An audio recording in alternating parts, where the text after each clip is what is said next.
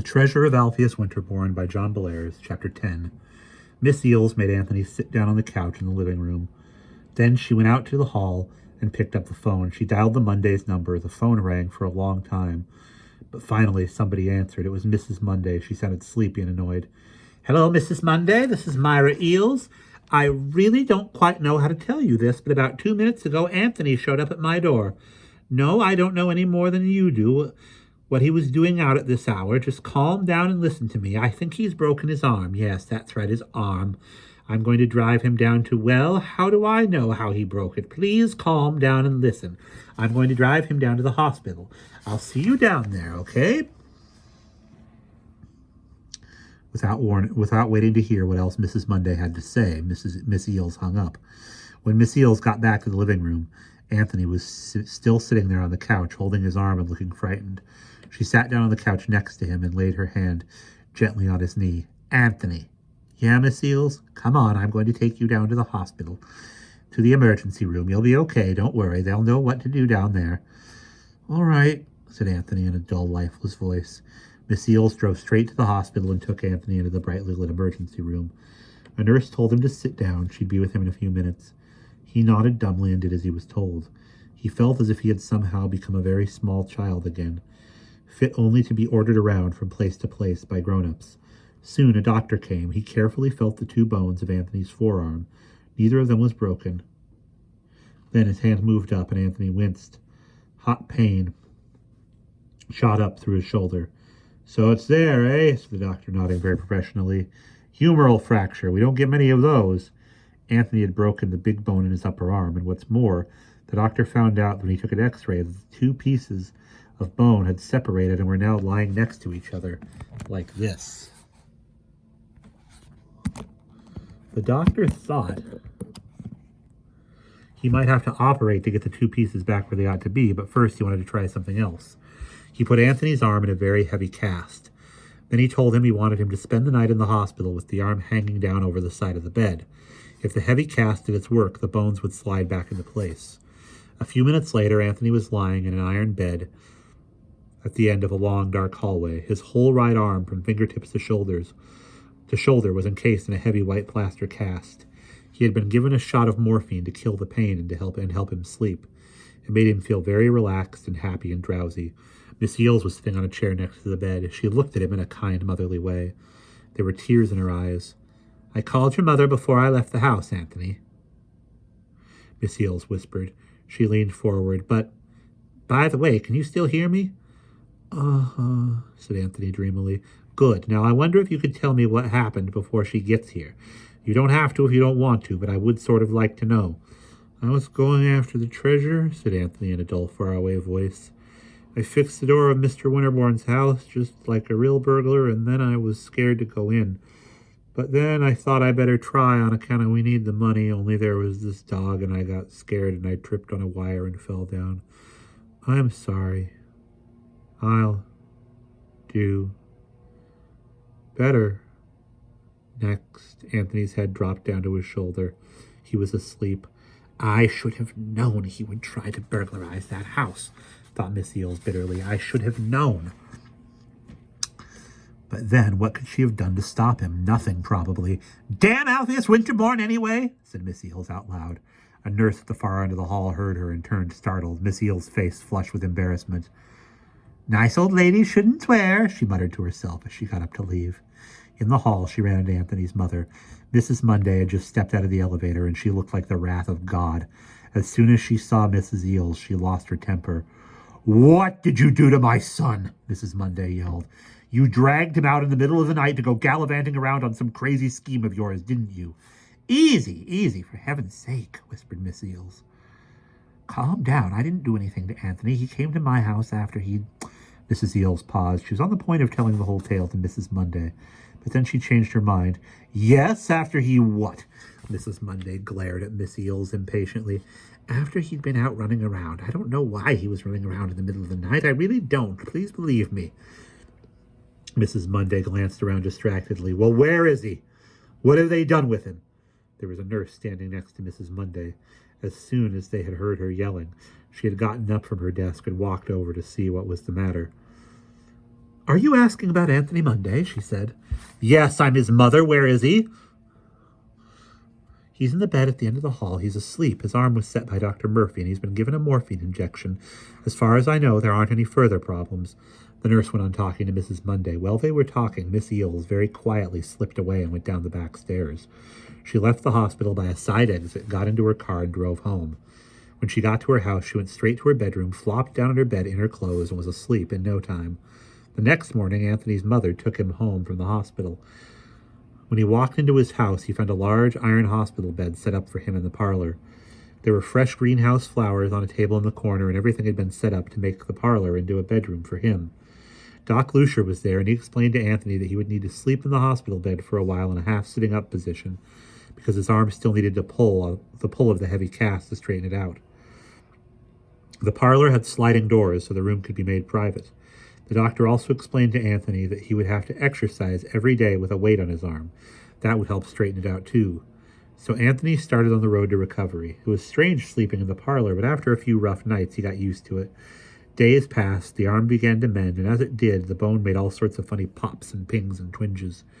Every day, Anthony would spend half an hour pacing back and forth on the parlor rug, with a pail of oranges hanging from his arm by a sling.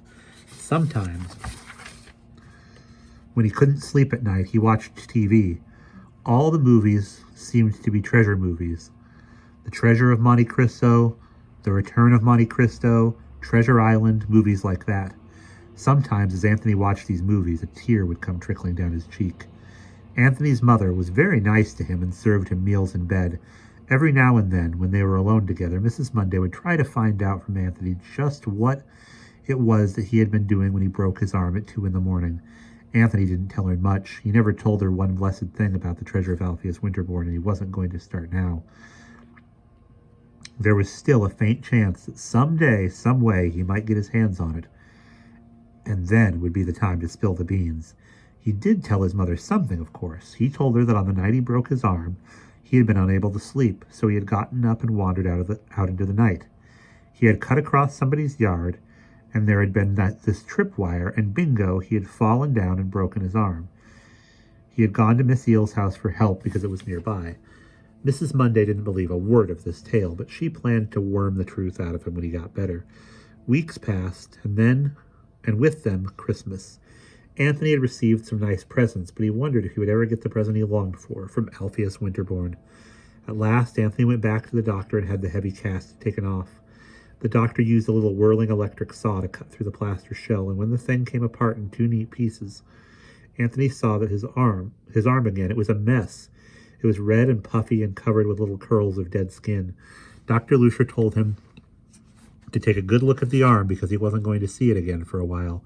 Then he began putting on a new cast, dipping long strings of elastic bandage in wet plaster and wrapping them around Anthony's arm. The doctor x-rayed Anthony's arm again and told him that he could go back to school and even work at the library if he was careful. Anthony was glad. He was tired of staying home. He had learned to write fairly well with his left hand, and he had kept up with his lessons. But he really wanted to get back into the swing of things. He was bored and restless, and for the library job, he didn't know how much good a one-armed page would be at the Hoosac Public Library, but he told Miss Eels on the phone that he would do what he could. Needless to say, Miss Eels was overjoyed that Anthony was coming back to work. She told him that he could answer the phone and stamp books with one arm, and he wouldn't have any heavy lifting to do. She said she had missed him and that she looked forward to seeing him back on the job soon. The very next morning, Anthony went back to school.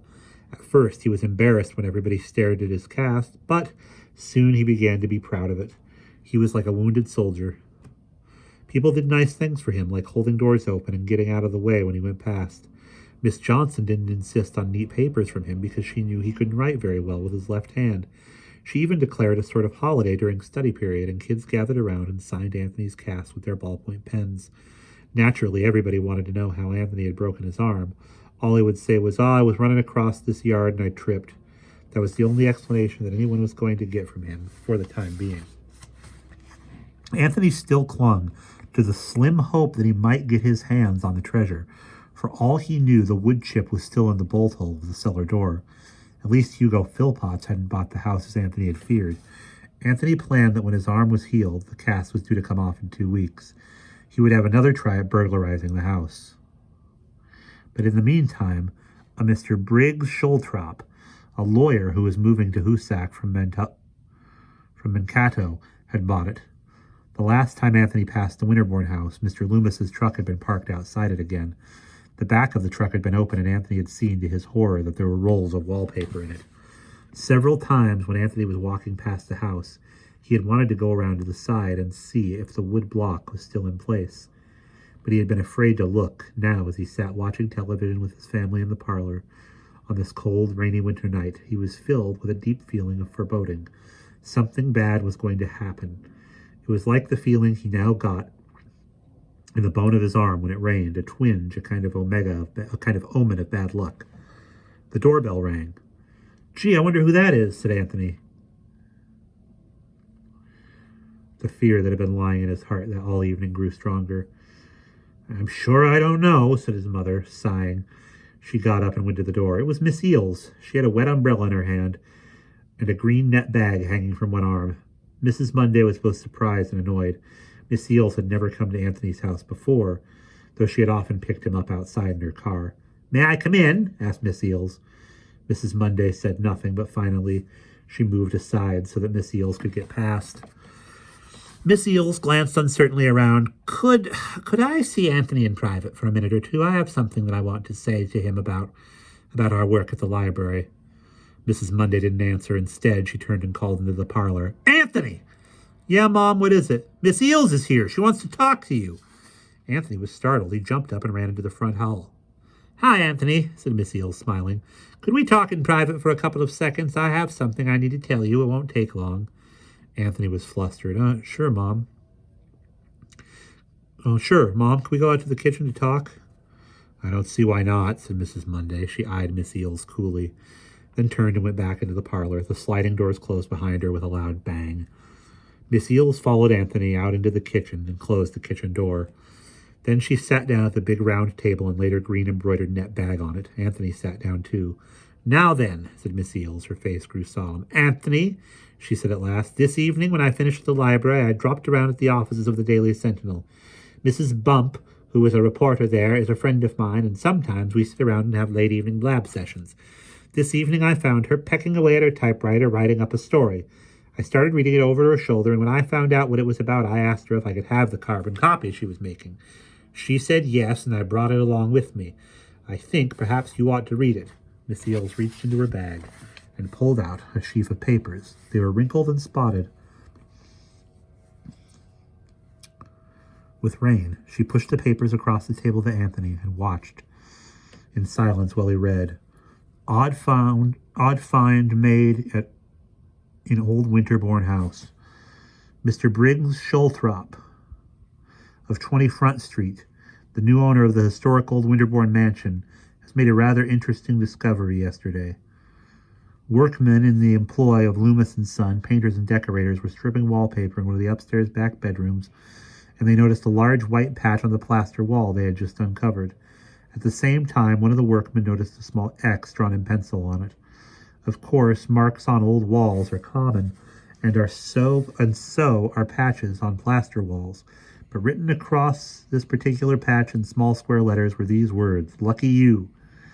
The surprised workmen immediately informed Mr. Loomis of their find, and he in turn notified Mr. Schulthrop, who decided that the matter ought to be looked into. A chisel and hammer were procured, and it was short work to hack away the plaster under the spot where the rather tantalizing message had been scrawled. Within the wall, resting on a wooden brace, was a small black metal cash box of a sort that was in use in offices and stores about 50 years ago. Mr. Schulthrop, who was present when this find was made, was understandably quite excited. One can imagine his surprise when the box was opened and within it was discovered only a small envelope yellowed with age. The workmen crowded around, and everyone held his breath. The gum on the flap of the envelope still held tight, but Mr. Schulthrop took a penknife from his pocket and slit the envelope open. He then shook the contents into his hands. Groans of disappointment went up from the workmen and Mr. Loomis. In Mr. Schulthrop's outstretched hand lay the withered remains of a 4-leaf clover. I'm sorry, Anthony, said Miss Eels. I really, truly am. There's no one in the world I would rather see get rich than you, but I was afraid it would end this way. Anthony was crushed. He sat clenching the paper in his hands.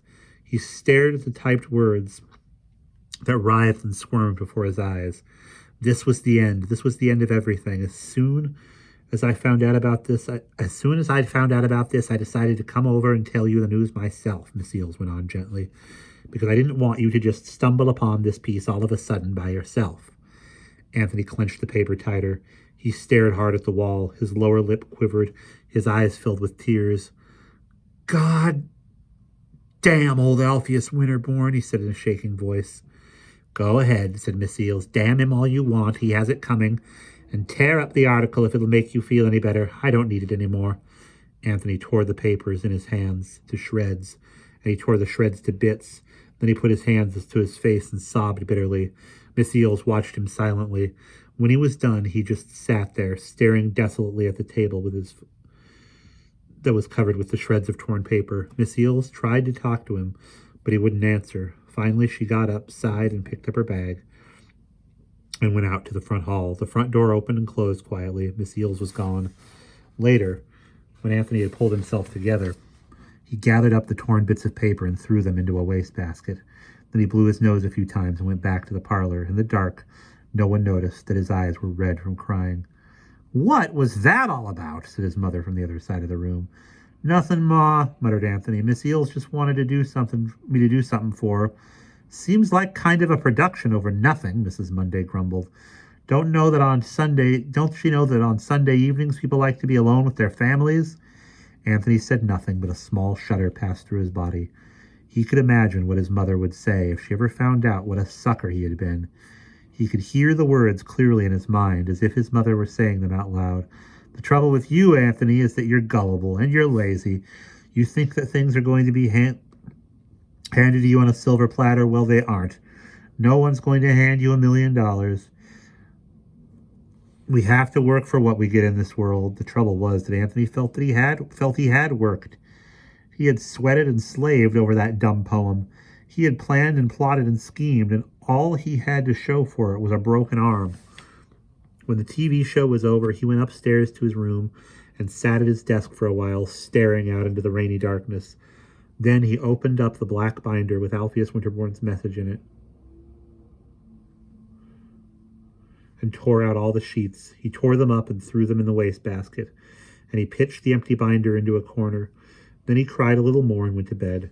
As he pulled the covers up around himself and settled down to sleep, he said to himself, well, anyway, it's all over with. About that, however, he was wrong. And that is the end of chapter 10.